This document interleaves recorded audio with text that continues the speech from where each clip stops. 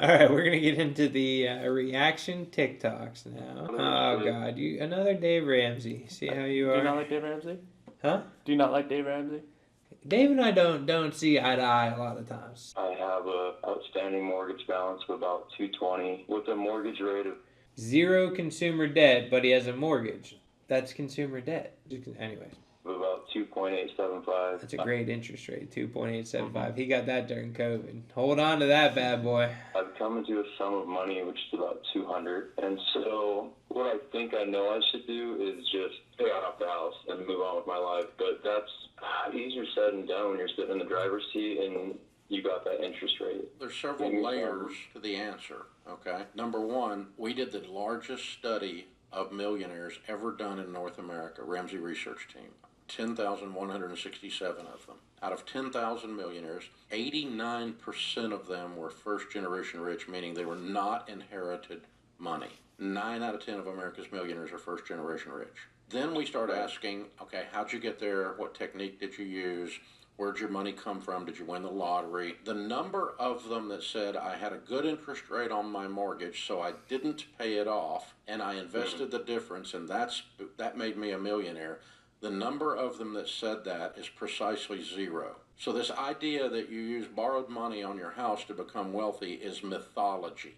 Okay, I'm gonna disagree with Dave. Shocker, right? Wow, Shocker. you would have saw that one coming. Shocker, I'm going to disagree with him. So you have a ridiculously low interest rate of 2.8%. Ridiculously low. We're probably never, unless there's another COVID or something, we're never going to see interest rates like that ever again. He came into $200,000. I'm guessing somebody died, left him money. Usually that's how you come into that kind of cheddar, right? My question for Dave would be, okay, well, if I paid off my mortgage and then I ran into a situation where I needed to borrow more money, what interest rate would I be borrowing that money at? Ooh, that's a good question. Right? So I mean, Dave would say, "Don't borrow money." Dave That's would what say he would no, say. but that's not But- but that's not realistic for most Americans, right? So like if you came into a situation where you had to borrow money because something happened, the lowest interest rate you're going to get is going to be on a home equity line of credit on your house, which is probably going to be in the 6 or 7% range. So like you almost have to think about it as like I'm probably going to need more money at some point in my life, and I'm never going to get 2.875 again. That's how I would look at it, and so I would take that $200,000 and invest it into something, right? You can literally just stick it in the stock market a little Throw bit. 300, 200 grand in crypto. It's like, Maybe- yeah, Dogecoin. Maybe sprinkle It's a up little again. bit in like a safer crypto, like maybe 25 grand in like a Bitcoin or something like that. Because right now Bitcoin's kind of low; it's at like 70,000, right? I remember when it was at 30. I remember when it was like $1,000. Like, Oh yeah, but you're old. yeah. Oh boy, is this one of those shady ways to make money, unethical ways to make I money? have no idea. I don't even remember. Which one is this? You want to give someone a large amount of money, but you don't want to pay taxes on it. Have them sue you for personal injury and settle out of court.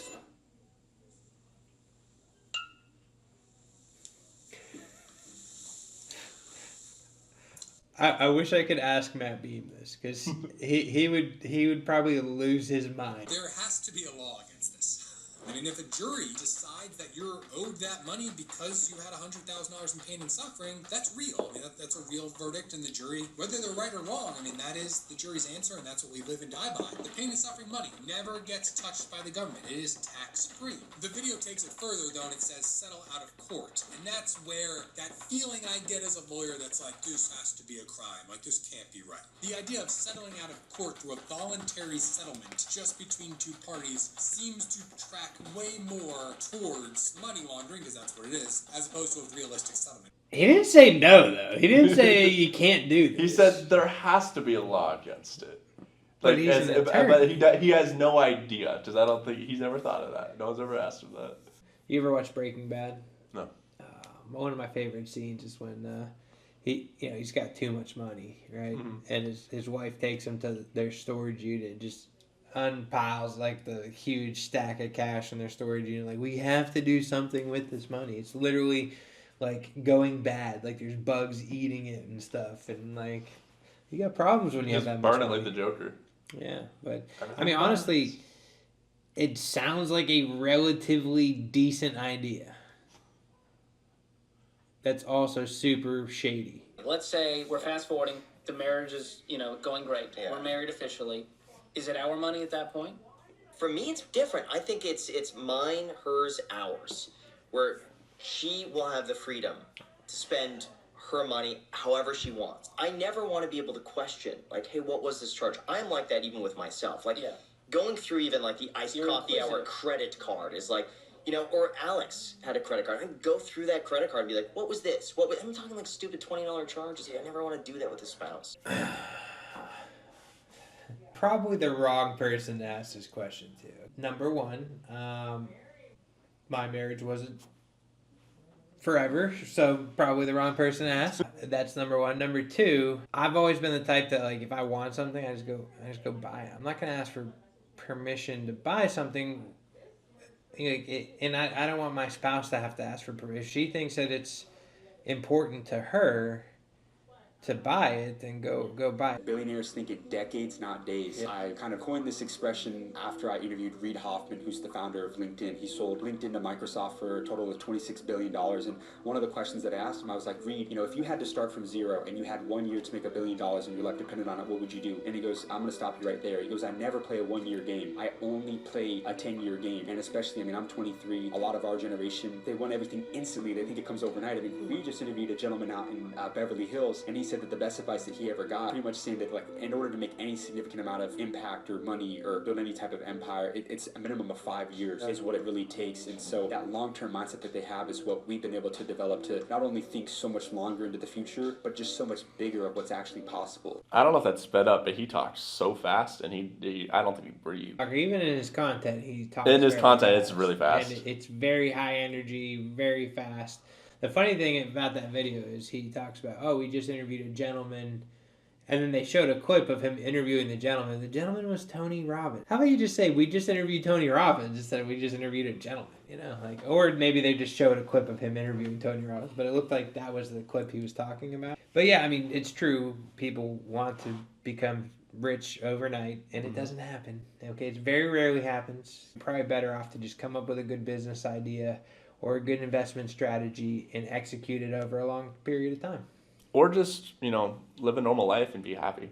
That also works great. And you won't be rich, but did I ever tell you you'll that be happy. story? No. There was a day, so we were doing a seminar. Alex and I were doing a seminar. My job was to always set up the technology and get the donuts, right? I just had a crazy week. It's Saturday morning. The last thing I want to be doing is doing this seminar thing, right? And I'm not happy at this current. I'm a little grumpy. I'm in the drive-thru at Dunkin' Donuts, and I look in the window of Dunkin' Donuts, and all these employees just seem so goddamn happy. They were just so goddamn happy, and I'm just thinking to myself, those people get to clock out, go home, and yeah, don't get me wrong, like, you're not making a ton of money if you're working at Dunkin' Donuts, more than likely. Even the manager's probably not making a killing, right? But, like, they get to go home and not think about work and not, and just live their life, when, like, as an entrepreneur or a business owner or anything in that realm, it never stops. Like, I'm constantly thinking about work all the time. And, like, even if I'm trying to not think about work, my phone rings and it's one of my agents, or it's a contractor who's working on a property of mine, or, like, there is no downtime. I was kind of early, so I just kind of, like, pulled over and I parked in the Dunkin' Donuts, and I just thought about it for like 10 minutes. I just, like, literally was like, they look so fucking happy. Like, and they're probably making like $15 an hour or something. They just look so happy. $15 an hour? I would assume that's crazy. I would assume that's what somebody at Dunkin' Donuts. Hell no. Definitely not. Especially, when was that, like 10 years ago? Yeah, probably. It was before COVID, yeah. Definitely not $15 an hour.